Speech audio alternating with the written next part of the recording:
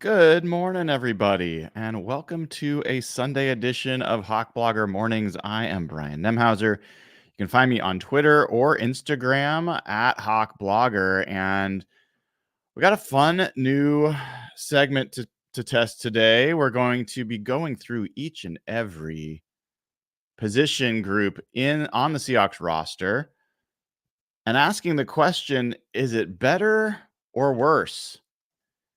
And today I'll be doing that with my co-host, Jeff Simmons, who will be joining here in just a moment. And looking forward to doing that. But now's a great time, if you haven't already, to click like, click subscribe, and consider joining as a YouTube member. The link is pinned in chat. It's also in the description of the video. And join as a patron, patreon.com/hawkblogger. That gets you the audio editions of all of the pods, as well as access to the Slack channel. And you get to ask us questions every week. So lots of good stuff. It's a great way to support the show. Links are in the description of the video. Or if you want to be a YouTube member, it's just pinned in the chat. So I hope everybody's eager to have this conversation, because I am. I'm part of what I'm eager to discuss here is that the Seahawks, I think a lot of people think about the Seahawks and they think, well, are they better than last year? Or are they not? And then the schedule comes out and everyone's like, well, they won 9 games the last couple of years. If they win less than 9 games this year, then they're not good, or they aren't better, or all these different things. And so I wanted to kind of take it a notch beyond that, which is what we do on this show. That's why we're here every single day for 56 days straight, digging a bit on, well, let's take each position group and let's figure out as we go through that, do we think that different parts of this team are better or worse? And as I welcome in my co-host, Jeff Simmons, who's getting himself all situated, I think today we're going to start by focusing on the safeties. We'll go through each position group over the coming few weeks, and we'll also start talking about different aspects of the team. Is the run defense better or worse? Is the pass defense better or worse? Is the pass rush better or worse? And get not just position groups, but just different aspects of the football team, and whether we think that there's reason to believe that they've improved or that they're step back. And the goal is not to be rose-colored glasses and just assume it's all good. The goal is to try to get as close to an honest assessment of where the team is as we head into tomorrow.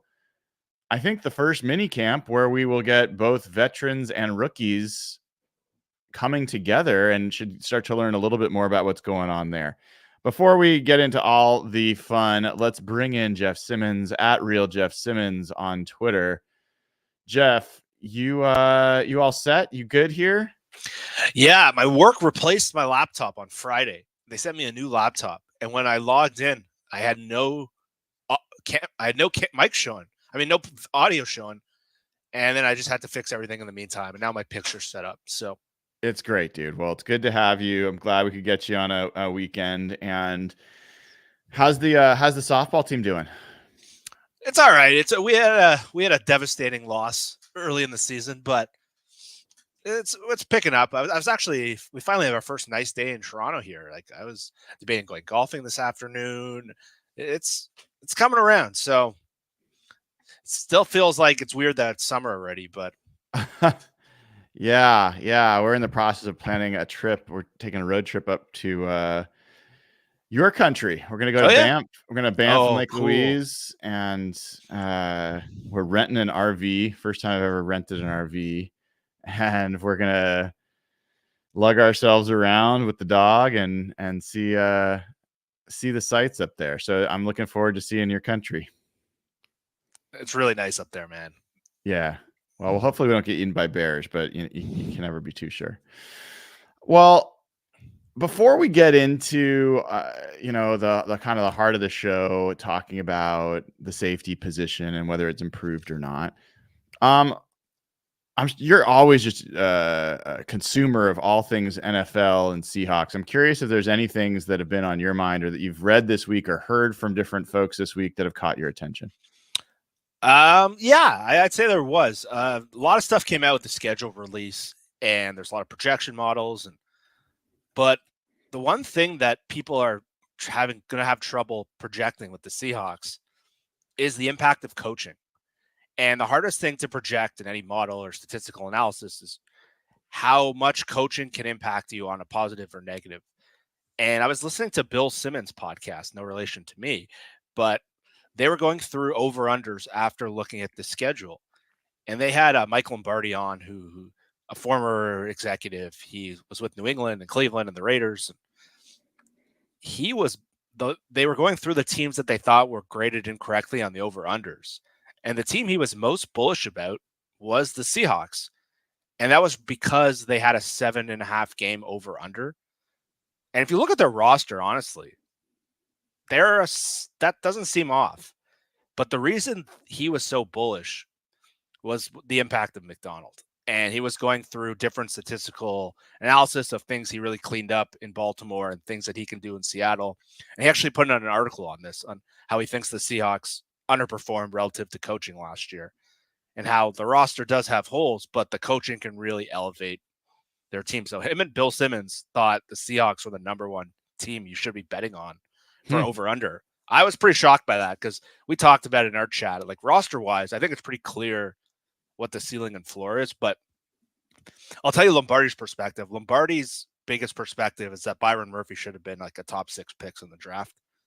And he was really crushing a few teams for passing. He said getting 3 techniques is one of the hardest things you can find. Obviously, quarterback, left tackle, but a 3 technique rarely comes around. He was going through all the drafts and how hard it is to find a 3 technique.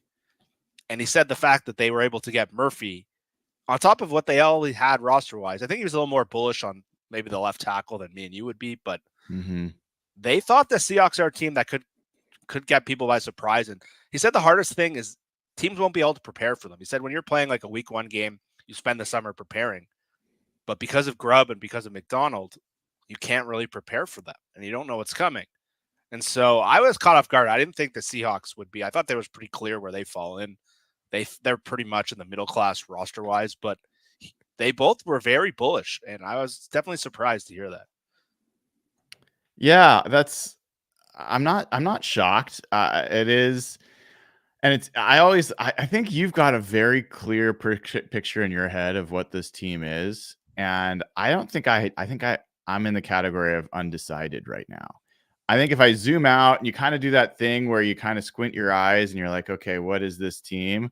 Like they're a mediocre team. Like there's not the case I can make where I'm like, okay, here's the outstanding talent or the outstanding individual or the outstanding aspect of the team that's so clear at this point that I can say they're above average. I can't make that case. Mm-hmm.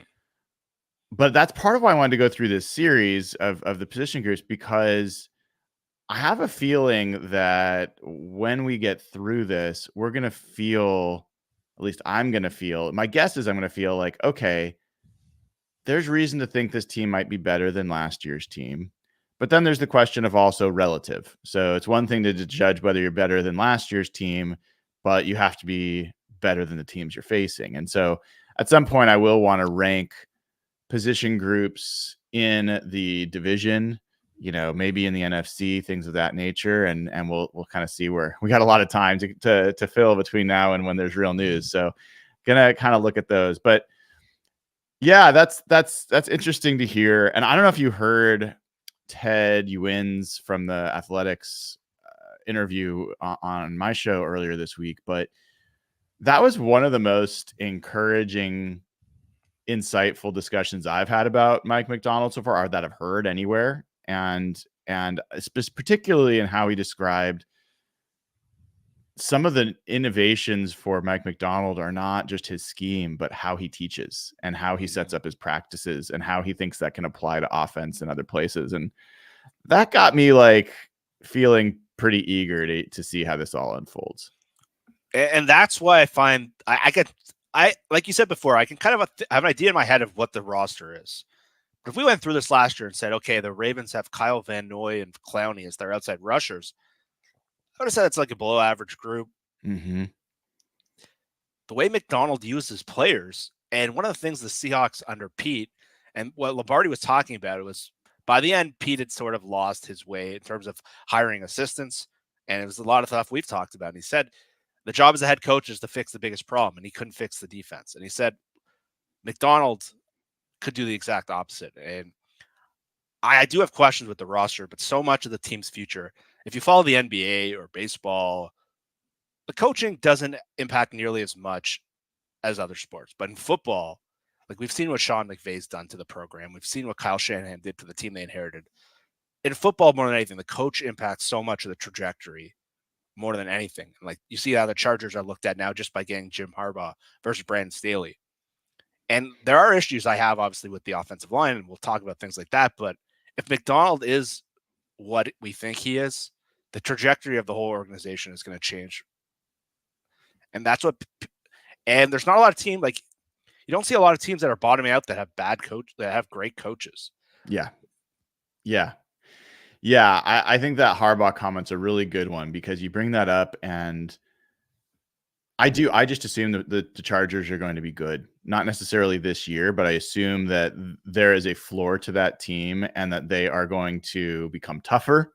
Yeah. I have a buddy who's been a Chargers fan his whole life, and I saw him when I was down at the Pearl Jam concert. We went together, and it's like, first time in your life, the Chargers are going to be a tough team. I mean, that's always been a finesse team, all the way back to the Wes Chandler, Charlie Joyner, Dan Fouts days. It's always been a kind of a finesse team. And I think the like a really clear-minded coach can do that. I do think we've got a lot to learn still about Mike McDonald and about whether he's able to rise to the occasion of an overall coach versus a great coordinator. But I'm super interested to hear that or to watch that kind of unfold. What else? Anything else that's caught your attention this week? Not really. There's a lot of schedule content, and I think I thought the way you and Brock analyzed the schedule was pretty good. I think I was there where there are some opponents that are hard, but I think the sequencing of the schedule worked out really, really well. And last year they just had that stretch that there was just, it felt untenable from the second we saw it. And then the team started to fade right as soon as that part of the schedule hit. And it just crushed their season. They do have some hard opponents this year.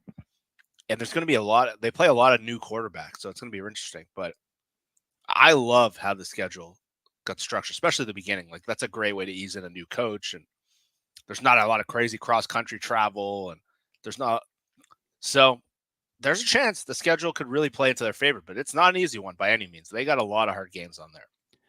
Yeah, I want to bring up the schedule one last time. Well, it won't be the last time, but there's some interesting aspects of the schedule where it could get a lot easier, it could get a lot harder. So like the Patriots week 2, if it's Brissett, I think that's a harder game than if it's May. Yeah.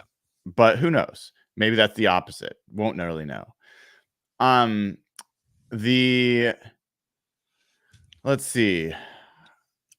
The 49ers. So this is something I wanted to bring up. A little bit of news this week. Dre Greenlaw's been out of his boot and for the 49ers. And they had originally, some doctors had said that he should be ready by the beginning of the season, that they've made advances in Achilles recovery and that 6 months is often a realistic time to come back. But now they're kind of resetting expectations that PUP is probably more likely for him. He'd be back maybe week 5 if that's the case. And the Seahawks play the 49ers week 6.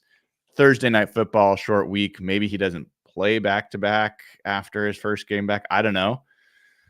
But that's a variable for that game and could help or hurt. And before I go on to others, I'm curious your thoughts on that Greenlaw news. I think that's very optimistic to think that. Achilles injuries, I know there's probably medical. And listen, I would have said that Jordan Brooks wasn't going to play at this time last year until week 12. But that was an ACL injury. which we do have seen. We saw Adrian Peterson was the first one who really sped up the timeline. So I tend to take a more traditional view of what this injury is, but the Achilles one really impacts your explosion and your ability, especially at that position. Like Jordan Brooks didn't look different athletically after the ACL injury, which I thought he would. Like Jamal coming off the injury he had looked like a totally different athlete. Yeah. And you could just see by the end of the year, there was just nothing left. And so Greenlaw, like that's usually a 12-month injury, the Achilles, and it's taken down some careers. Like Cadillac Williams had a really bad one. And we've seen other guys. Jimmy Graham had one, and he was not the same athlete after that. So I would be pretty surprised to see him on the field. And even if he is, I don't know how effective he'll be. Like what makes Greenlaw so good is his explosion and his speed. I would be pretty surprised if I saw him in the field week 6. And I'm not a doctor, so you should probably take the article over me on that one. But that seems really optimistic. Yeah. It'll be interesting. I think he's a huge part of their team. And I think the thing with Greenlaw is him coming back and being like a Jamal Adams recovery where he's back, but he's not really back, or he's not back to full strength for the full season. I don't know if they're better off with him or without him in those situations. So that's going to be something to watch. Like you might trot someone out there who's worked their way back, and then they're actually just not really helping you. So that's one variable. I looked at the Falcons game. I mean, everyone assumes Kirk Cousins is going to play every game. He's coming off an Achilles as well.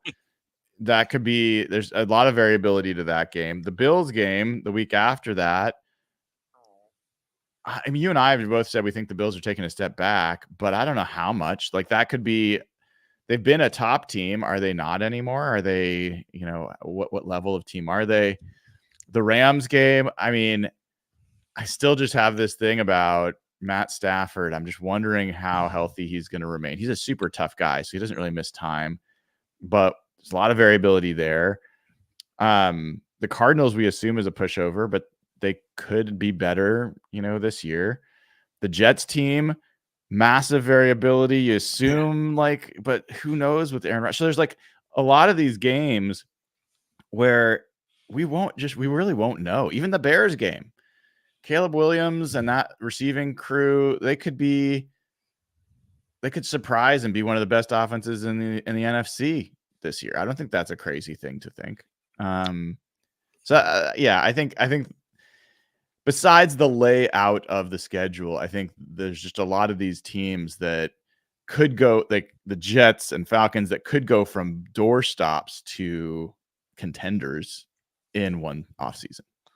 And that's why I find a lot of the schedule analysis. I obviously love it. It's content, but the thing about the NFL is it's so hard to predict year over year, other than like the teams are like the elite quarterbacks.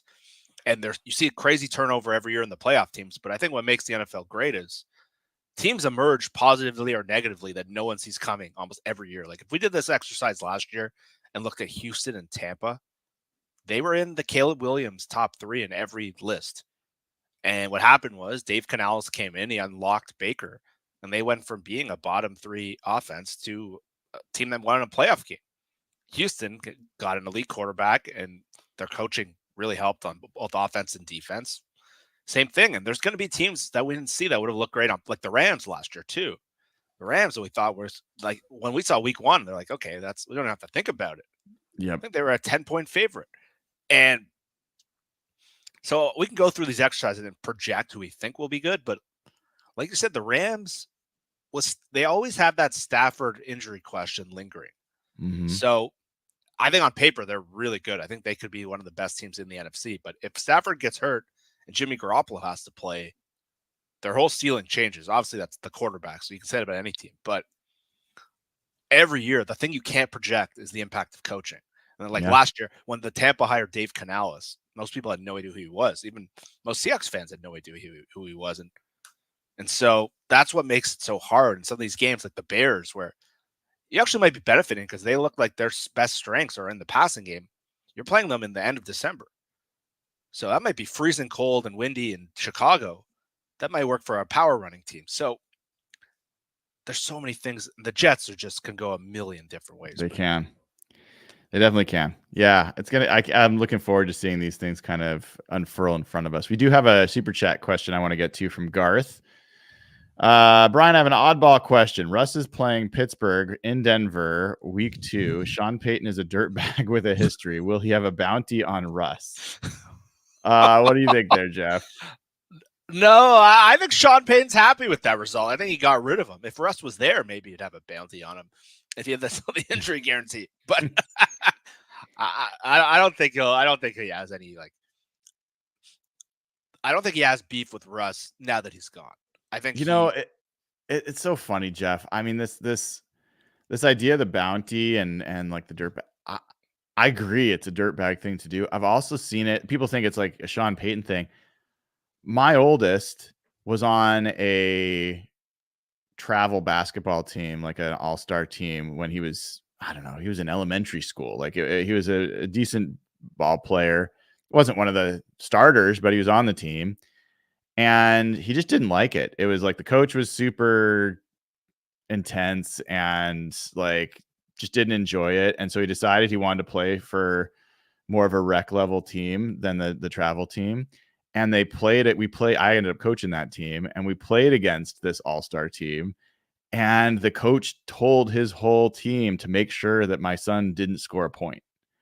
I was like, for like elementary level kid who voluntarily never was a problem, but just decided he wanted to play something else. And like this, like, I think it's all over sports that there's just these guys that are D-bags. And we saw Kyle Shanahan last year with DK. Yeah, exactly. And that quote really rubbed me the wrong way. But I think you're right. I think to just pinpoint Sean Payton as like the one guy who does this, because he had the obviously terrible bounty story. The Kyle Shanahan story was pretty gross. Like they were trying to. I agree. Well, let's get into it. We're 20 minutes in, and I'm sure people are like, hey, we tuned in to hear about safeties. Let's hear about the safeties thing. You know, Jeff, I only took like 10 minutes, but I thought that we benefit from at least some visual aids to start. So I got a few here I will share, and we'll kind of walk through this. But I will say, let me see if I can find it even. Where is it?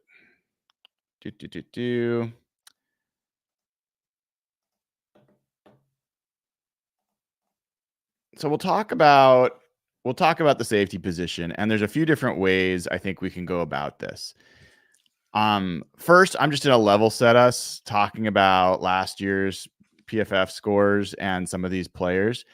Who compares to who? We can debate that as well. But there's some nuances to this. And what I'm hoping we do, Jeff, after we kind of level set about some of these things, any comments along the way, I'd like us both to do our best to make the case that they're better. I'd like us both to do our best to make the case that they're worse. And then I'd like us both at the end to share, okay, what do we think? One or the other. Are they better or are they worse? Okay. Cool. I like it. All right. And we'll kind of look at it from different angles: coverage, run defense, tackling, all sorts of different things. All right. So first comparison I have here is Quandre Diggs to Julian Love. Quandre being the largely the free safety last year, although they did do a lot of two safety looks. And these are the grades from PFF for these two players last year. You know, Quandre, his overall grade was 55.1. Julian Love's overall grade was 72.8. Coverage grade for Quandre Diggs, 55.4. Coverage grade for Julian Love was 80.4. And tackling grade for Quandre Diggs, 47.3. Tackling grade for Julian Love, 67.3. Before I want to hear your thoughts about this, Jeff, any initial comments? There are folks out there, people that we love. Griff Sturgeon, I know, is one of them that like they don't like the PFF grading. They have issues with it. And you can, on one hand, you can kind of crap on PFF grades and say, oh, they just don't see what Quandre's doing. On the other hand, Well, the year before in 2022, he had a 73.4 overall grade and a 76.4 coverage grade. Year before that, it was 71.2 overall and 72.3 coverage. He's had as high as a 79.3 coverage grade. So it's not like PFF never saw value in Quandre Diggs or never deemed him as doing a good job. But last year, at least by their evaluation, wasn't a particularly good player and was a below average player in all of these categories. I'm curious your thoughts when you see these comparisons. Yeah, the coverage grade definitely stands out between the two of them. That is a giant gap in the middle there. And it's interesting because Julian Love in the first 2 games last year from the eye test looked completely out of sorts. And he really came on at the end of the year, but Quandre played a lot of deep safety last year, and I know PFF has had issues tracking that. And like even when Earl did it, Earl never quite graded as high on PFF as what basically anyone would have told you who watched the Seahawks. The tackling grade almost feels high for Quandre. And I don't want to take shots at anyone, but Josh Cashman, our buddy, who texts us like every single game, it just felt like Quandre was missing tackles in the open field or just like lying on the ground while something was happening. And so honestly, like no jokes aside, that tackling grade looks right. And he struggled to tackle last year. I'm not diving into Quandre's like deep coverage safety film like Griff is and Matty Brown is. They were pretty high in him, but I think just from the eye test year over year, he didn't look nearly as effective as he had in other years. He wasn't making as many plays on the ball. I was surprised to see Julian Love that much better, but Julian does have some range. That game in Philadelphia, I know Griff always talks about that kind of skewed everyone's perception of him when that national TV game, but when he was playing more of that free safety look, he really could cover a lot of ground. So an 80 grade is kind of shocking from Julian Love. I know he made the Pro Bowl and PFF was high in him, but that is a shocking difference between those two, 55 versus 80. I don't know if I saw that on the eye test, but I thought it'd be somewhere closer. To give you a little bit of alignment notes here, Quandre played 1,020 snaps at free safety, only 87 in the box. So he was very much the free safety in the defense. Last year, Julian Love played 386 snaps at free safety and 312 in the box, 168 in the slot. So he played kind of a little bit all over the place. But I do think that Philadelphia game should not be thrown out. He made plays that we did not see Quandre make all season, and he made them in that game. He covered more ground than I think we saw Quandre cover, and I think his speed is a little bit slept on. Julian Love's speed is a little bit slept on. And if you watch Devin Witherspoon's pick 6 against the Giants, look how fast Julian Love is running. I think he was fired up because it was his old team. If you like watch the clip, you can see Julian like shoot out like a flash in that. It's actually pretty crazy how quickly he gets down the field to block. Yep. So if you want to learn more about like Julian Love's speed relative to Quandre, put on that highlight of Devin Witherspoon's pick 6 in the Monday night game. I don't want to shame you, but I do want to just clarify. You said that PFF sometimes doesn't see free safety. I just did a quick check. Earl was 87, 88, 90. Really? Coverage Maybe grade. It was his overall grade that was off. Maybe it was his tackling. So like the reason I bring that up is it's important to just make sure, because a lot of folks, and I know it's not you, Jeff, I don't think it's you at all, but a lot of folks are just like, I'm just going to throw this out entirely. And I think it's most of the time when I look at it, I'm like, no, it seems like it's somewhat useful. Okay, so I don't know. I just remember Earl used to always not be on their like all pro list. Maybe it was his tackling grade, but tackling, was not. And honestly, that was an issue with Earl at times. There's times where Earl was really a rough tackler, and it was. But if he's grading in the 88, 90s, then they were seeing it right. My only comment on this is that, one, I love Quandre Diggs. I love the guy. I loved having him on our team. I loved the kind of personality he was. I like the way he interacts with fans. I like his attitude. I like the chip that he's got on his shoulder. I think he makes good plays on the football, for most years. I really do feel like the last few years, the amount of business decisions and just effort on tackling that I saw just seemed to increase dramatically. And I don't know if it's because of the injury he had 2 years ago in Arizona, or if there's a physical deterioration, or if there's something else. Maybe I don't know what it is, but I thought his defense in limiting big runs was a huge issue. And this is something that Griff and I see differently. Griff will kind of just throw it aside. Like, yeah, he wasn't a good tackler. I don't care. He was great at covering up seam routes. And that's his primary responsibility. Okay, but this team had massive problems with explosive plays. And the safety's job, above all else, is to limit, like, the reason it's called a safety is when everything else goes wrong, you got to be the last line of defense. And Quandre Diggs just wasn't that. He was essentially wet tissue paper back there too many times. And so I have concerns. He's a smaller guy. He's 5'9". Like, I just don't know if that's a guy that when people say, hey, we clearly got better or worse, like we had Quandre Diggs last year, we don't have him. I don't know if I bat as much of an eye, but we'll come back through this and we'll make our cases for, like, hey, they're better or hey, they're worse. But that's kind of my thought there. And I do agree with you. I don't know yet who's going to be the true free safety, and there might not be one. It might not be a comparable to what he did last year in this new defense, because they're going to play a lot of two deep, and it's just a different situation than having a post safety.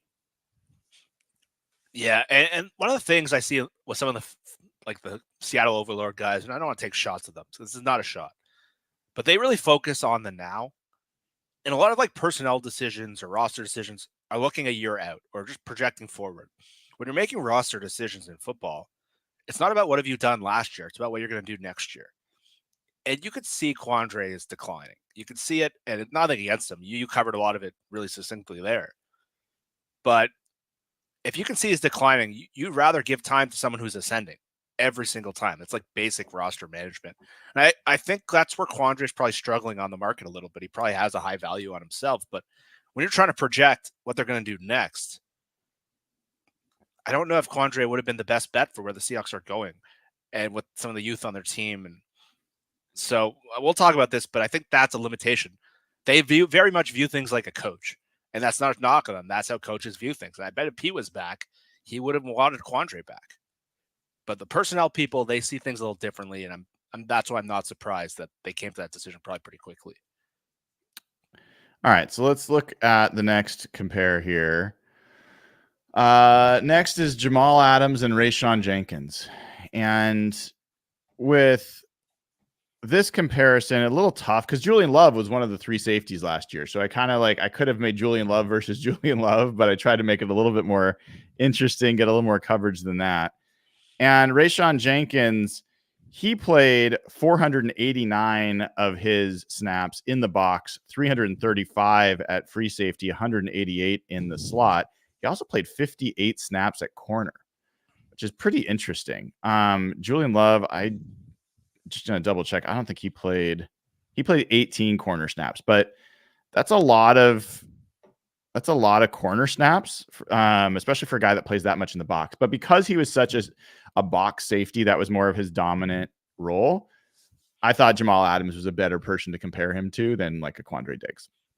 And so overall, Jamal Adams was 54.9. Rayshawn Jenkins was 60.9. Coverage-wise, Jamal Adams was 50.7. Coverage, Rayshawn Jenkins was 59.6. Tackling, Jamal Adams was 29.9. And Rayshawn Jenkins was 69.3. Thoughts here, Jeff? Anything that jumps out to you? Before looking at this, I would have guessed the tackling grade and the coverage grade would be flipped. But yeah, like Jamal, early in the year, Jamal's tackling was really good. There was that Bengals game where he had like a couple really good tackles in space. And the Arizona game, early in the year, he looked really good. But by the end of the year, physically, he was just, there was very little left. Like that Dallas game, the San Francisco game, his grades must have been awful. So I was surprised that the coverage grade was even 50. That's better than Quandre's coverage grade. And I don't remember seeing a lot of Jamal. Jamal was exposed in that Dallas and San Francisco game to pretty bad levels, like that Deebo Samuel over the top on like 3rd and 15. It was as bad as coverage as you'll see. And that kind of was summed up. And he didn't play after that. So Jenkins, for what I understand, Jenkins kind of had a down year last year. 2 years ago when Jacksonville kind of emerged, Jenkins actually had a really good year. And he made a lot of big plays, a pick 6 against Dak Prescott that won the game in overtime. And he had all kinds of different plays. He caused a fumble. I think he recovered or caused a fumble that like actually got Jacksonville into the playoffs that year. He was making plays all around the ball. So I'm surprised that the numbers are kind of close. It's kind of alarming that they're a little close. I know Jenkins had a down year, but it's a little scary that they're only 6 points away from each other. Well, yeah. And I intentionally tried not to dress things up. And I don't think the Jenkins grades are anything exciting. He has been a pretty excellent tackler, which is a good thing. And I think that's a trend that I would just call out as we go through these grades. But one of the things I noticed, Jeff, with Rayshawn Jenkins was his grades dropped precipitously when he went from the Chargers to the Jags. Oh, his grades overall with the Chargers were 75.8, 70.5, 68.9. He didn't grade. This 60.9 was the highest grade he had in Jacksonville. Jeez. His coverage grades with the Chargers, 77.9, 67.5, 70.0. And then his highest coverage grade with the Jags was 61.3. I don't think it's a health thing. I don't think it's an age thing.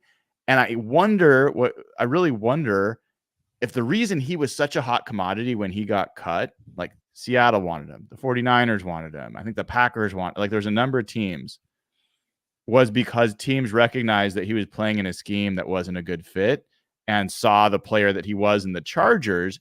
If those grades next to him said 75.8 overall, 77.9 for coverage, and 84.9 for tackling, I think we'd feel very different about Rayshawn Jenkins. Absolutely. He probably would have been a $10 million player. Right. And yeah, I think it's a really good point because this is not a guy that like they signed him and no one was interested in. He met with San Francisco. He went there. He went with Seattle, and there was a lot of interest. And it might be a thing where you're looking at you have an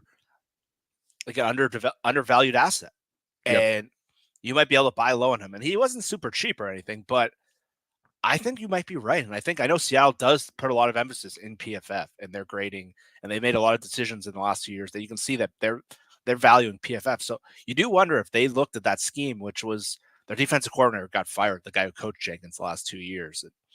I think he was a bit over his head as a defensive coordinator. I think he ran a very basic scheme.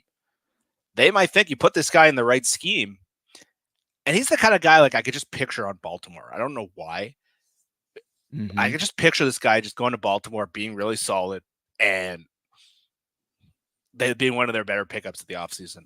So when they signed him, I actually thought it made a lot of sense. I could see why McDonald and Schneider probably liked him. But yeah, those grades, I remember when he was with the Chargers, he was really the third safety there, and he was looked at as like the up-and-coming guy, sort of what Seattle did with Nwosu. And Seattle got Nwosu from them, and he took a big step forward once he got starting snaps. Jenkins kind of went the other way, it looked like. I remember he really flashed during that playoff run, but comparing him to what Jamal was last year, who was just like by the end of the year, he was an unplayable player. Like he looked like he could barely move. It was sad to watch, honestly. That could be a big jump from year to year. Yeah. Well, and one other thing I'll call about Rayshawn Jenkins, and I think this might be a trend as well, he had a fair number of pass rush snaps where he was blitzing or being brought as an extra player. 46 pass rush snaps last year. I mean, as a comparison, like Quandre Diggs was, he was brought on 1 pass rush snap. Julian Love last year was brought on 4 pass rush snaps. So Rayshawn Jenkins came 46 times. I think that's meaningful. He had 7 pressures.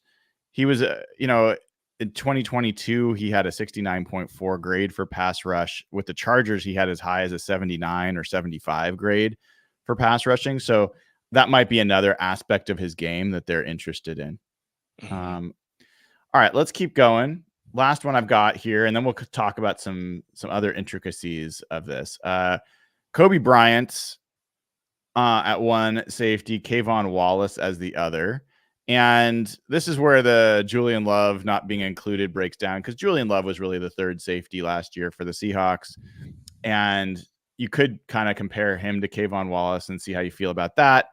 But just to give us a little bit more breadth, Kobe Bryant was the next most played safety for the Seahawks.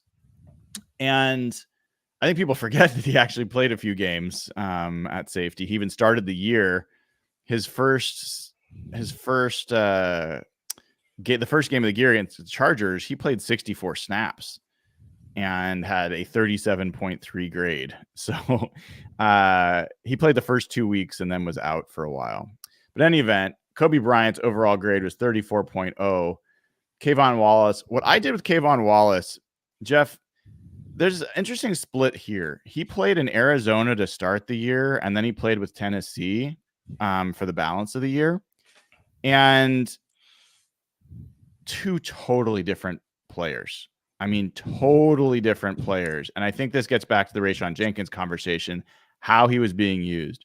So what I did is I used his Tennessee grades here. This is not his full season grades. These are the grades over his 7 games with the Titans, where he primarily was playing free safety.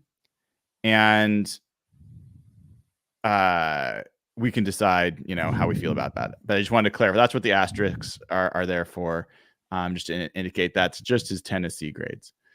So Kobe Bryant was 34 overall. Kayvon Wallace, 75.9. Coverage grade for Kobe Bryant, 38.7.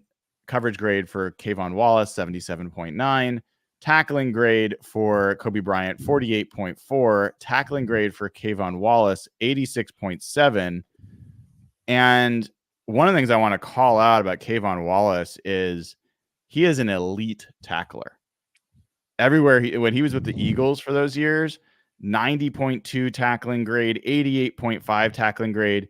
He had in his 7 games with the Titans,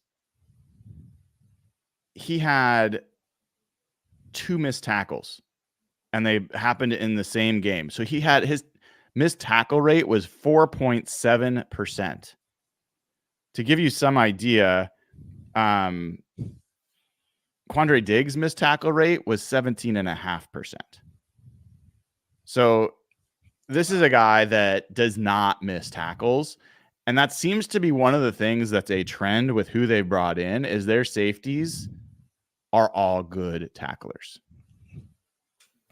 And that's telling, because it's really important to be part of Mike McDonald's defense is the ability to blitz and the ability to tackle. And you might say that about every defense, but if you watch the Seahawks film, honestly, last year at the back end, like you said, the role of the safety, tackling is really, really important. And so many runs busted out because either they couldn't set the edge with guys like Darrell Taylor and Derek Hall, and then they'd get to the second level or the third level and they couldn't wrap up. And to have elite tacklers in this defense at all 3 levels, it's going to make them a lot tougher and a lot harder to play against. And again, if you watch McDonald with Baltimore and Michigan, it is a huge emphasis that they can tackle at every level of their defense. And I think there are questions about how good the tacklers are at linebacker. That's enough for another day. But having 2 or at least 3 safeties that can tackle at a really, really high level, and we saw Love's grade, it was significantly higher than Diggs. I think it'll make a big difference. And run defense has been a big issue for this team for multiple years now. 2 years in a row, they've been unwatchably bad. And tackling has been an issue. Pete Carroll, I felt like it was being brought up every year at the beginning of the season. Why can't they tackle anymore? And I don't think it's a surprise that maybe Jenkins and then Wallace specifically, maybe that's where they see us as undervalued asset and where he can bring to the table. And he didn't cost a lot of money. And so someone that can come in and be the third safety, that can come in and play around the line of scrimmage, that's a really valuable commodity for this defense. All right, Jeff, let's go through and talk about this in a little bit more opinion. And if there's any data that you want, that you're curious about, I can try to pull it up. But first, make the case that the Seahawks safety group this year is worse than the Seahawks safety group last year, that this is a step backwards. Where would you start if you wanted to try to make that argument? I think the argument for that would be what Quandre Diggs, in terms of taking away posts and taking away deep coverage in the middle of the field, was something he was one of the better players in the league. I don't know if they have that pure free safety that can sit back, let the lesser players roam, and let you be a little more comfortable in what you can do in the front seven. So what Quandre did really well is he controlled the middle of the field in that deep third and really taking away the post routes with some of the McVay Shanahan teams. You don't see a lot of them getting beat over the top up the middle of the field. You'll see a lot of it inside the linebacker level. That was a big issue for them. So losing Quandre, who was really adept at that, I think asking the three guys they have, I think that's a big ask. And that's why they're probably going to play more two split safety, even though Seattle has been once they moved over to a lot of the Fangio stuff. But losing Quandre Diggs' ability to have deep coverage and just his reliability as a player in the deep third of the defense, I think that's an area where I think it's going to be a lot to ask the three guys they have to do that. And in terms of just depth, having Julian Love as your third safety going into the year, and now Julian Love's probably your best safety. Mm-hmm. Big difference. But I think the deep coverage and the post coverage route, I don't think they have anyone that could do what Quandre did.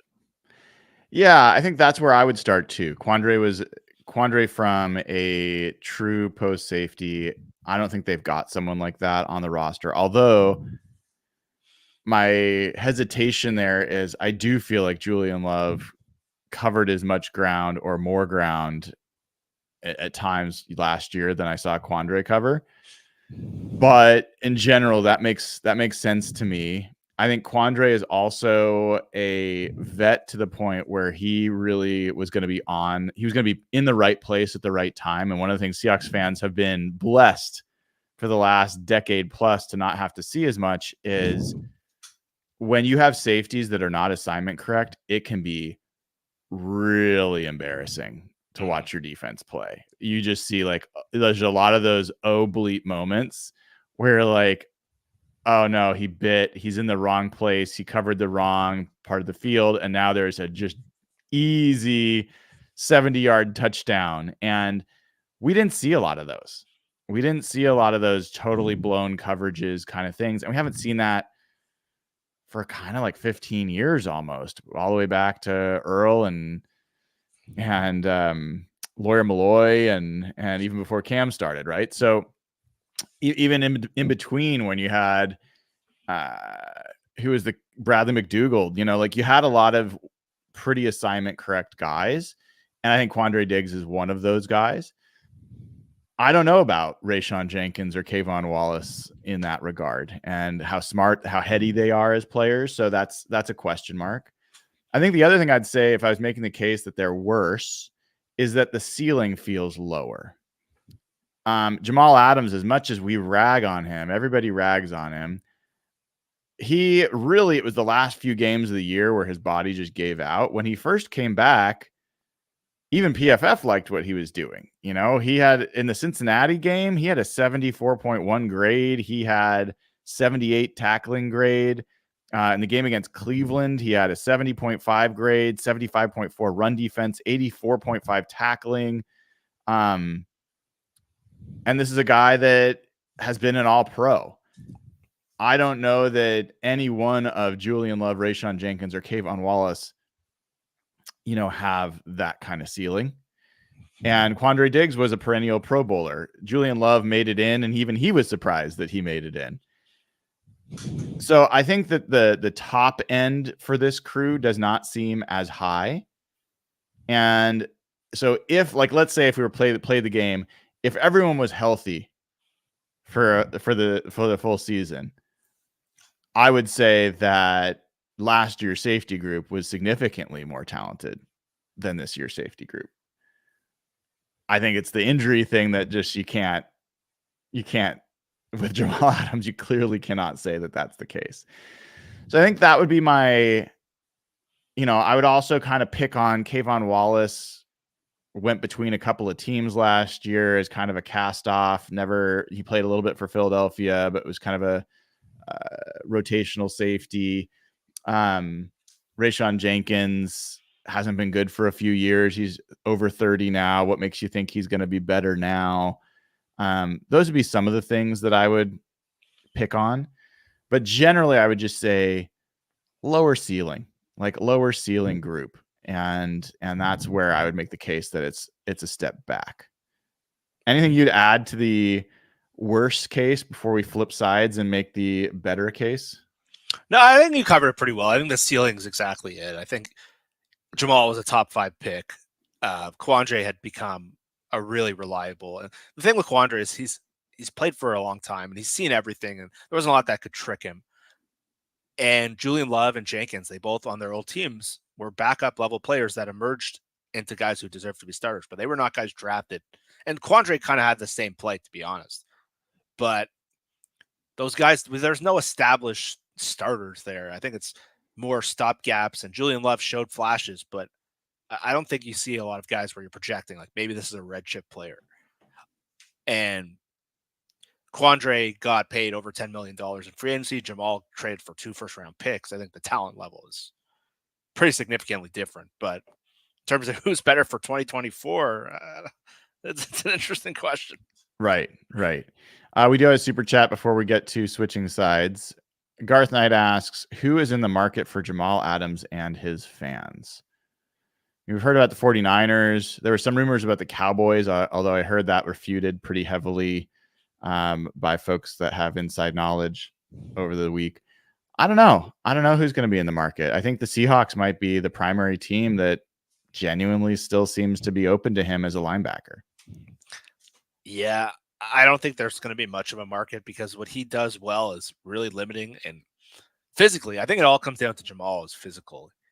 If he can show that his body can get back to where it was, and he plays such an aggressive, unique style, you can't have a body and the athletic ability like he had last year because he's not a traditional safety you can just drop in anywhere. So right now, I don't think there is a market, and until he can show that physically he can hold up, because there's a lot of things that come with Jamal outside of his playing skills. The Seahawks might be one of them because I always assumed Jamal was like the Pete Carroll thing where he kind of banged the table. And the more I hear John, I'm starting to wonder about that one. And really, the Seahawks are one linebacker injury away from potential disaster. So, yeah, the linebacker position is a major question mark. We'll get into that. I think I'll know where I'll end up on linebacker on this question. But you saw Brady Henderson's article. I think I sent you the little tidbit that didn't seem to be a John Schneider pick, Tyrese Knight. That seemed to be a pure Mike McDonald pick. Interesting enough, he let him make that pick because a lot of John's quotes made it seem like he was kind of taking control of I'm the guy in charge now. So, but yeah, to answer the Jamal question, I don't know if there is a market. Yeah. Agreed. All right. So let's flip sides now and let's make the case that the Seahawks safety position is better than it was last year. You want to go first? Let's you take this one. See if I can add anything you can add. Well, there's a few different ways I would say that the Seahawks safety group is better this year. I think they're more durable, which matters. And just as a case in point, Julian Love, let's quickly go through. Well, let's go. Rayshawn Jenkins has played over 1,000 snaps in each of the last 2 years, over 800 snaps for 5 straight years. Kayvon Wallace played over 800 snaps last year. Is 27 years old. So, there's nothing wrong with him physically. Julian Love has been an Iron Man, played over 900 snaps last year, 1,000 snaps in New York, played on all teams. So I think just from an availability standpoint, I think this group should be better. From a physicality standpoint, I think that's one of the things that to me stands out the most. We mentioned this earlier. I think this is a significantly more talented tackling group than the safeties that the Seahawks have had. I think this group looks like it was built to be a two deep group with ability to play in the box or deep. To do some coverage. I think they're more versatile because of that. So while we talked about Quandre Diggs has a unique talent that this group doesn't really have clearly in terms of full field coverage, there's things Quandre Diggs just isn't really built to do. And I think these guys are much more able to do like a jack of all trades safety crew. So they're more interchangeable. And I think that it's a better pass rush group. I think this group, all of them, not just one of them, like Jamal Adams got a lot of talk for being a good blitzer, but each one of these guys has actually stepped up and shown ability to be a decent pass rusher when given the opportunity. And we know that for Mike McDonald, pass rush from any place on the field is a key part of his defense, and not just having the same four guys, rush the passer each time. So, yeah, I mean, I think it's a little bit more durable, a little bit more versatile, a little tougher, and a little bit better in terms of being able to get after the quarterback. Yeah. I think for me, if you're going to even look bigger than just what they bring on the field, in terms of like a price point and a roster building standpoint, there was no bigger area that the Seahawks were kind of laughed at around the league, and really damning. The most damning of Pete Carroll, John Schneider, was their resources developed into the safety position relative to what a lot of the better teams in the league was doing.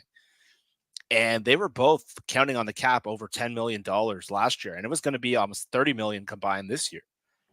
And what Julian Love's being paid, what Jenkins was being paid, unfortunately, the Seahawks are taking a bad hit. I think they got $30 million dead money between Jamal and Quandre just to get out of them. So I think where they're better off is where the money is put in terms of just cost-wise. It's way more efficient. It's way more logical. Putting the money and the resources and the cap hits they were putting at safety was a joke, honestly. And if you look at what Philadelphia and what San Francisco's done really well is they found guys like Jenkins and Love, and they found Deshaun Gibson, and they've done really well. You can look Quandre is still on the market, Justin Simmons. So what they're finally trending with where the league is going. There's a couple outlier safeties in the league, but for the most part, you can find quality safety play $5 to $7 million. And Philadelphia almost took it too far last year where they got exposed terribly. But look at the Chiefs and look at the Bills. They're not paying a lot of safeties, and the Bills moved on for both their veteran safeties this year. So I think that is an area. It may not hit in 2024, but going forward, that is huge. They cannot make that mistake. It was almost laughed at by a lot of like the PFF. If you ask PFF Brad, who you had on the show, no longer PFF, but that was an area the Seahawks just looked like a joke compared to the rest of the league. Second, I think you want position groups with ascending players. And last year, Quandre was not an ascending player. Jamal was certainly not an ascending player. Julian Love is the third safety was. And I think Julian Love being like the center point safety, now centerpiece of that group, I think that's a good thing from a roster building standpoint. His age, his play, I think it's on an arrow up. And I think with more playing time, we could go either way on that, but I think that's important. Jenkins, at the cost you got him for relative to last year, I think he is not an ascending player at his age, but I think you can maximize what you got out of him relative to the year before. So I think you have areas of your team that you can be working on, players that are getting better at things. And I think the big area is tackling. I think tackling became a big issue at safety. I know I mentioned that thing with Josh last year, and Josh is like the vibes guy, but like they just felt like Quandre was just like the center point of like all of these missed tackles in space and some of those decisions near the end zone and things like that. It's just they needed to get better at tackling. And with run defense isn't just the defensive tackle to the front four. It's the whole 11. And that's what Bobby did help with a little bit at the beginning of the year. But to have a good tackling group at safety, I think that makes a difference. And I think they're just more solid this year. I think they're, because of Jamal's unpredictability, the whole group was kind of on, you weren't really sure what you were going to get of the group. And then now that Quandre kind of took a step back, they were just getting such bad value on what they're paying out of those guys. So I think their price points, I think, are really relative to where these guys are. I think Jenkins is $6 million a year player. I think Julian Love's slightly north of that. And Kevin Wallace is pretty close to like 2-3 million. So I think they're getting players at what their price points are. And I think it's clear what they're good at. When last year you had bigger names and flashier guys, but there were a lot of limitations and issues with them. And I think this group's a lot more solid and well-rounded, which I think is important. Yeah, I that's a great call out in terms of the contract implications, the shift of where the money is being spent, the amount of commitment to this group as well. If this group is not the best and you want to move on from one or more of these guys, you have the flexibility to do that next year. You're not going to upset your roster building by doing that. So I think that's a great call out. There's one other. I want to talk about some other things that I think are indicative of the coaching and some of these other things that you and I have discussed.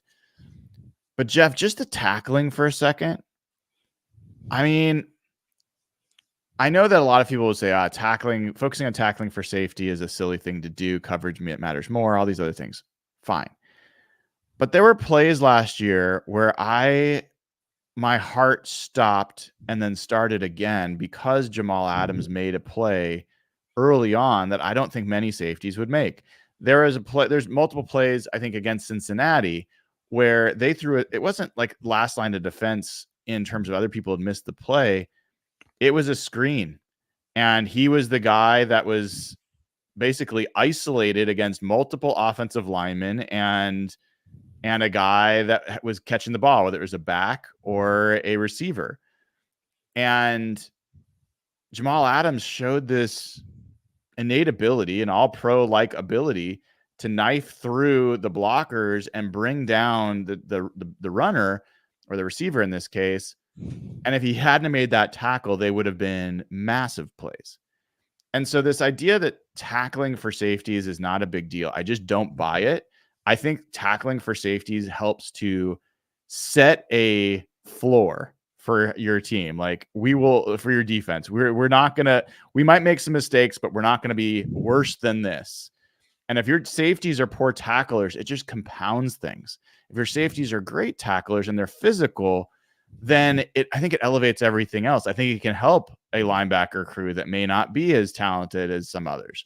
So I'm really looking forward to having what I hope is a more physical, more reliable tackling group at safety. What we may give up for that is a little bit less over the top talent, and like they might not be the best at, sealing explosives if they're having to run after somebody. But I think that's part of the logic of a two deep look anyway, is that there's multiple guys having to cover less ground. So that should be less of an issue with what they're being asked to do. We got a super chat from Garth. I feel like tackling is important for defense, though. I don't blame Jamal, though. He's great and his fans are devout. Yep. Appreciate that, Garth. One other kind of point I wanted to make here is not about the players, but about the coaches. And Jeff, you and I talked a lot about Geno Stone in free agency, right? We thought that might be a likely guy for Mike Macdonald to bring over. He'd be cheaper than Patrick Queen, but he was a safety and they need all this stuff. They didn't end up bringing him over, but I think a lot of people think of Geno Stone as just blowing up last year. He had 2 years in Baltimore before Mike Macdonald, and his PFF grades those years, his best grade was 61.4. His best coverage grade was 63.7. The very first year in 2022 that Mike Macdonald took him over, his coverage grade jumped to 71.4. Sorry, his defensive grade, his overall grade jumped to 71.4. His coverage grade jumped to 73.7. Last year, his defense was 71.9. His coverage grade was 84.9. Some of that could just be developmental, but it also may not be a coincidence that his coverage grades took a large leap once Mike Macdonald took over and taught him how to play his defense. Yeah, that's a great call out, because I think the thing that everyone who talks about Macdonald and everyone who knows him talks, and you mentioned this earlier, it's not just that he can magically scheme guys into great spots. It's a lot of player utilization. And that goes beyond scheme. That goes how they're coached, how they're taught, so Julian Love, for example, he's going to have the same DB coach with Carl Scott, but how he's used and how he's coached and how he's asked to do specific things is going to be really different. And what Mike Macdonald did so well in Baltimore was maximize the players he had and get the most out of the guys he had, and player utilization. And it's an area Seattle's really struggled with outside of maybe corner and safety. And safety is an area they've done pretty well historically, dropping Quandre in and Earl, but they have not done well with player utilization. It's been an issue for Pete Carroll. I think throughout a lot of the tenure, it was a quiet issue, especially once they stopped getting the 2013 level players. They had a lot of specific guys that they just didn't play to their strengths. And so I think someone like Jenkins could really, really see a nice jump up. And I thought it was really telling that Geno Stone, who I did think, and I know you thought, just his price point and his position, I thought he was a very logical fit. And maybe he didn't want to come out west or in the Northwest, who knows? But his price point relative to Jenkins was almost identical. And if he's not banging the table for Geno Stone, or that's not a guy that said, we need this guy in our program, he's young, he's getting better. I think that's a good way to look at some of the optimistic parts of what someone like Jenkins or Love can be, because they took Geno Stone, who was a 7th-round player, who was kind of a relatively like rotation player before McDonald got there, and he turned him into one of the best interception players in the league last year. And some of that was just being in the right place at the right time, but player utilization, player development, that's been an issue with the Seahawks. And Pete Carroll does a lot of that stuff really well, but it kind of fell at the wayside the last couple of years. And so that's where these kind of guys, it's going to be really hard to compare them year over year, because someone like Julian Love and Jenkins, I think there's a big upside if they're coached differently and how they're taught. And if McDonald is this Sean McVay level player, coach, there might be upside we don't realize with these guys. And that's where McDonald could be such a weapon if he is the guy we think he could be. That just couldn't be there with Clint Hurt running the defense. Yeah, for sure. And I mean, remember we talked, one other thing that I wanted to call out, that you and I was as hard on Julian Love the first couple of weeks. In fact, apparently his family wasn't happy about him. I was calling him out the first couple of weeks, but he was really bad the first 2 weeks of the season with the Seahawks. Yep. If you just look from week 3 on, that's just 2 weeks, right? Cut out of his grades. From week 3 on, he was the 11th graded safety in the entire NFL. He had an 81 grade overall. He had a 90.4 coverage grade. He had a 72.1 tackling grade. From a coverage perspective, he was the second highest rated coverage safety in the entire NFL from week 3 on. And so, higher than Kyle Hamilton, who was number 5. So, and I don't think that means he's the second best safety in football. I'm not going to say that. But do I think that he's proven that he's got some capabilities that could be really interesting, especially when Mike McDonald gets a hold of him?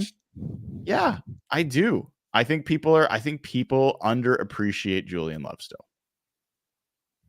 Yeah, and I know some people are not high on him at all, but there's some people who just think that Philly game skewed his perspective of him.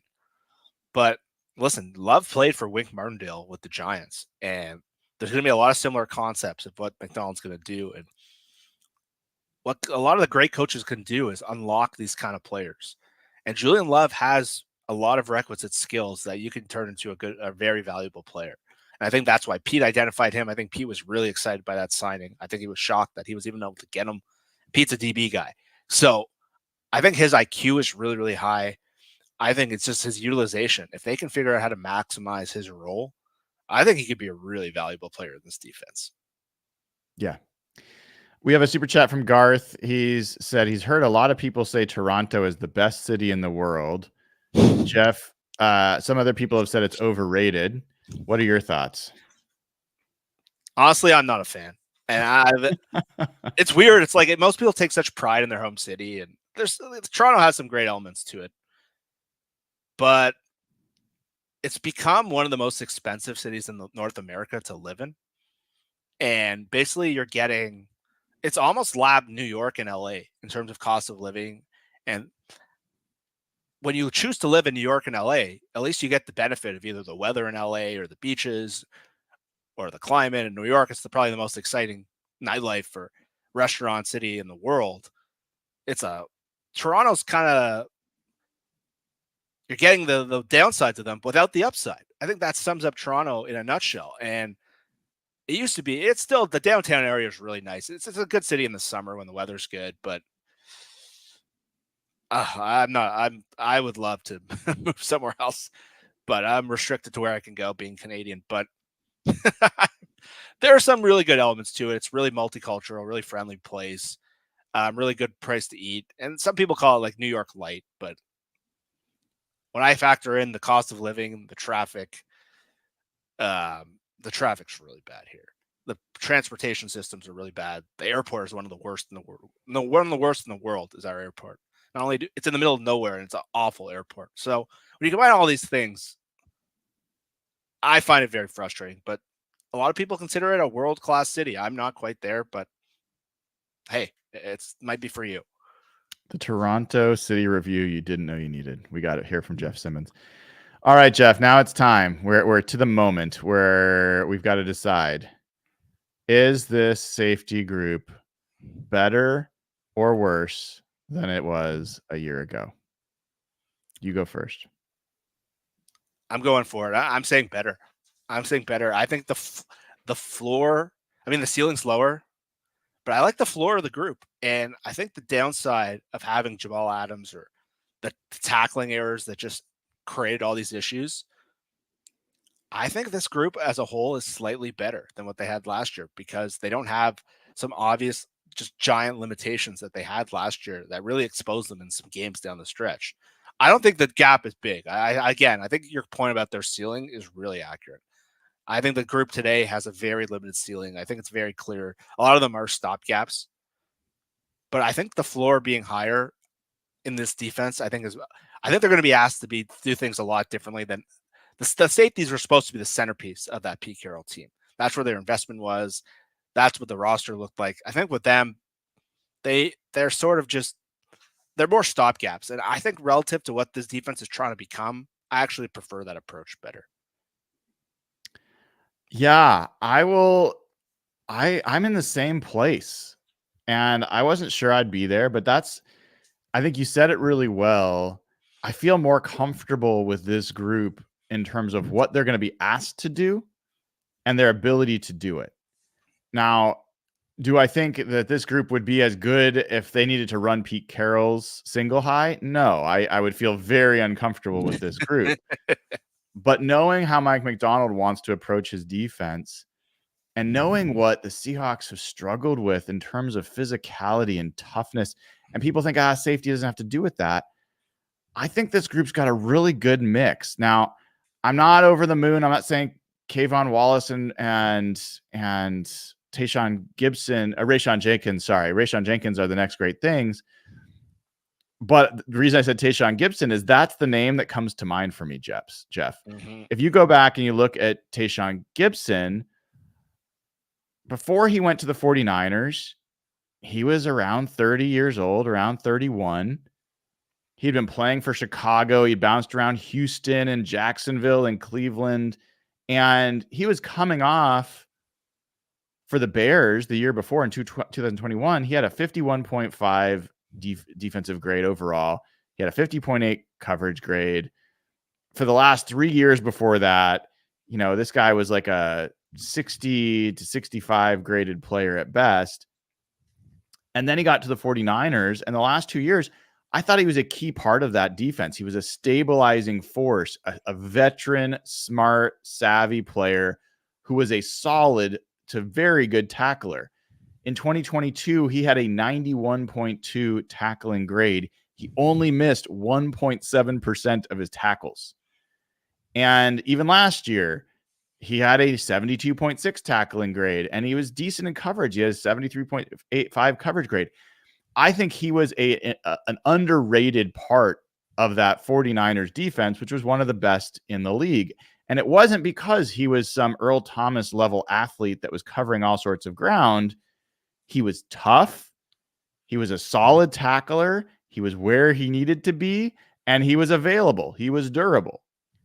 And so I feel like the Seahawks added a couple of those guys to a player in Julian Love, who I still think we're not exactly sure what his ceiling is. I don't necessarily say he's an all-pro, but I wouldn't be shocked if Julian Love becomes a perennial Pro Bowl safety. I don't think that's a crazy outcome for him. So, yeah, and by the way, that's without even getting into, do they try Michael Jackson at safety? Where does Jarek Reed fit into this when he comes back from his injury? I'm quite high on Jarek Reed. Jarek Reed's going to be on the show tomorrow. I'm interviewing him. I can't wait to hear where he is in his recovery. But I think there's other players that potentially could get added to this mix that make it even more interesting. So while I don't think anyone's going to look at the Seahawks safety room and say, ooh, that's one of the best safety rooms in football, I think it is a meaningful step forward from where they've been the past couple of years. Yeah, I think the biggest area and the thing that really frustrated me, I'm a big roster building guy, I'm a big pro personnel guy, is seeing that they were just the money they had at safety relative to where the rest of the league was going. And Tashawn Gibson's such a good call because that's exactly the kind of player that's fitted in this modern NFL. And you look at who the Chiefs safeties are and where they've spent their money and how they've gotten them. And you look at the Rams, they paid a little bit for Cam Curl and they just drafted Cam Kitchens. And you can find that mid-range player and get relatively good production out of it. And really at this point, you wanted resources shifted in the offensive and defensive line, and you wanted stable, reliable, solid safeties. I don't think you need – it was obviously a great luxury to have when they had Earl and Cam. That was incredible. That helped build them into what should have been a multi-Super Bowl winning team. But I think you can run a really good defense. A lot of people will make the mistake and they'll look at Baltimore and they say, well, Baltimore had amazing safeties. How are they going to run this defense? When you hear Mike McDonald talk, I don't think that was by design. I think they just came across Kyle Hamilton. Kyle Hamilton was the number one player in a lot of people in that draft, and he just fell to them. I don't think they went in there hunting Kyle Hamilton to run Mike McDonald's defense. So I think Mike McDonald can run a defense with very different kinds of safeties and try to maximize the Seahawks' talent, which is up front in this defense. But I think what Mike McDonald's talked about is they have to have the ability to blitz. They have the ability to tackle. And I think these guys, Jamal was supposed to be, everyone calls him Blitz Boy, but he hasn't been an effective blitzer in years. Quandre certainly wasn't an effective blitzer. So I think the ability to have guys coming from different areas to cover the deep parts of the field and just be solid, I'm totally fine with the safety group. I don't think it's elite by any measure. I don't even think it's that great by any measure, but I think they could totally have a pretty good safety group with Love and Jenkins. And I don't know as much about Wallace. I haven't seen him play as much, but I think Jenkins and Love can totally be a stable group for this year. Yeah, I think Wallace is a guy that for a lot of Seahawks fans, they've probably heard less about. And I'll see if I can try to get him on the show. But he's never been a guy that's graded out that well overall. I mean, last year was one of his best graded years, and he really blossomed in Tennessee. But like I said, one of the things that's been elite about his game has been tackling. His 2 years prior, the 2021 and 2022, Jeff, he went 2 full seasons without missing a single tackle. Wow. So that is an elite part of his game. And as I mentioned, he did have some problems with that in Arizona. He had a 17% missed tackle rate in Arizona. But in the same season, he went to Tennessee, and as I said, he only had one game where he missed a tackle. He happened to miss 2 tackles against Houston, but he had a 4.7% missed tackle rate. So the consistency over his career is he's been an elite tackler, and I think Seahawks fans are going to enjoy having somebody that when they're in the screen and they see somebody that he's going to bring them down. So I've learned something in the last 2 seconds that is now completely made me excited. In the last 3 years, both Rayshawn Jenkins and Kayvon Wallace have both been ejected for trying to fight the San Francisco 49ers. Kayvon Wallace was ejected from the NFC Championship where the Eagles lost in the Super Bowl by fighting Trent Williams. He got slammed to the ground by Trent Williams. But I love that he tried to fight Trent Williams. And Jenkins in 2021 was ejected for fighting the San Francisco 49ers. Automatically, they are now good signings. I am now on board with both players. Anyone who tries to fight the San Francisco 49ers. That's a great ad. I didn't know that. This is the kind of detail that everybody needs when they come to Hawk Blogger Mornings or Real Hawk Talk. He was ejected. Yeah, Wallace was ejected from the NFC Championship, January 2023, for fighting Trent Williams. Feistiness, man. We do. You joking aside, I mean, I know you're only like a quarter joking, but I'm sick of being a pushover, man. I'm just sick of it. I'm sick. And they're like, oh, safety's not the position to get tough from. Well, I'd rather be tough at safety than pushovers. I'd rather have toughness at every single level. And when the Seahawks had Kenny Easley, you don't think that made them a tougher team? When they had Cam Chancellor, you don't think that made them a tougher team? Even Bradley McDougald was a pretty physical safety for his time. Ken Hamlin back in the day was a physical safety. I do feel like there's a little bit of a tone that gets set from how your safeties come up and hit. And you don't think Hufanga is somebody who's an interesting physical player for the 49ers? So yeah, I absolutely love that. And Jennings, I looked up, he was ejected for punching. Jenkins punched Juwan Jennings in the face during the play, who's one of my least favorite 49ers. So I am very excited to learn that they've both been ejected for fighting San Francisco 49ers. That must be it must be on their resume when they apply to be a Seahawks free agent signing. I would think that's somewhere on their CV. You need to spread that. That's a really good... I love that's an insight I did not have. Anything else that you got before we part ways for the weekend? No, I'm very curious to see where we end up position by position. I think there's one area where I think it's going to be a hard sell. But I think as I keep looking at this roster, I don't think they're a Super Bowl team by any measures. I think they're still, but for the most part, I like where the positions are trending in terms of either the contracts they have or the players they have at those spots or the kind of risks they're taking. Linebacker is not a well-built position by any means, but I do like that they're just kind of, instead of paying a Jordan Brooks $14 million, I like that they're taking a flyer on Dodson and seeing if something's there. Safety, I like that they got out of some bad deals and they're taking some flyers, and for the most part. And then defensive tackle, I love how that group's built.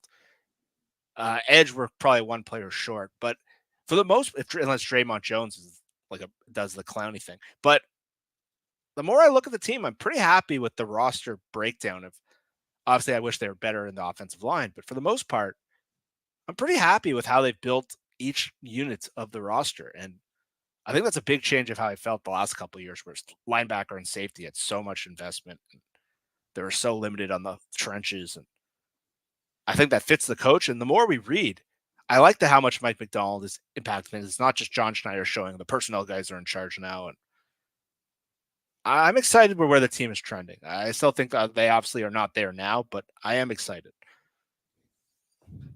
I'm with you, Jeff. I'm with you, man. All right, everybody. I think we're going to let you get back to your Sundays and enjoy the rest of that. Hopefully, Jeff, if you want, get out for that golf game. I'm even starting to get the itch again. I need to take a few months off from golf. I was banging my head against the wall. The good old driver was just driving me crazy. And that's not what it's meant to do. At least that's not what good players do with it. So hope you enjoy your day, Jeff, and I hope everybody that tuned in enjoys theirs. We will be back tomorrow. It will be an afternoon show where I will be interviewing Jarek Reed. So look forward to that. I know I am. And if you haven't already, give the show a like, click subscribe. We appreciate that.